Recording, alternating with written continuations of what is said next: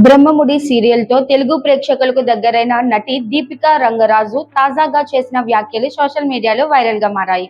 Big boss Telugu season 10 కోసం makers సన్నాహాలు చేస్తున్న వేళ తనకు అవకాశం ఇస్తే తప్పకుండా హౌస్ లోకి వెళ్తానంటూ ఆమె చేసిన వ్యాఖ్యలు చర్చనీయాంశంగా మారాయి.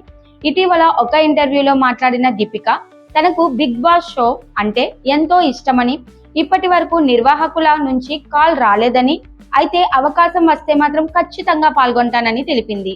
అంతేకాకుండా తాను బిగ్ బాస్ హౌస్ లోకి వెళ్తే కేవలం పాల్గొనడానికే కాదని, విజేతగా నిలిచి ట్రోఫీ గెలవాలన్న లక్ష్యంతోనే అడుగు పెడతానని ధీమా వ్యక్తం చేసింది. బిగ్ బాస్ హౌస్ లో ఉండే గొడవలు, వివాదాలు, మైండ్ గేమ్స్ గురించి ప్రశ్నించగా తాను ఎప్పుడూ గొడవలకు దూరంగా ఉంటానని, పరిస్థితులకు అనుగుణంగా సర్దుకుపోతానని చెప్పింది. ఇక హోస్ట్ అక్కినేని నాగార్జునపై తనకు ప్రత్యేకమైన అభిమానం ఉందని కూడా దీపిక ఓపెన్ గా వెల్లడించింది.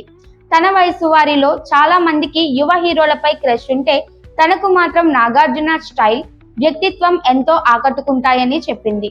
గతంలో ఆయనను ప్రత్యక్షంగా కలిసిన సందర్భంలో కూడా ఇదే విషయాన్ని వెల్లడించానని పేర్కొంది. ప్రస్తుతం బిగ్ బాస్ తెలుగు సీజన్ 10 పై ప్రేక్షకుల్లో భారీ అంచనాలు నెలకొన్నాయి.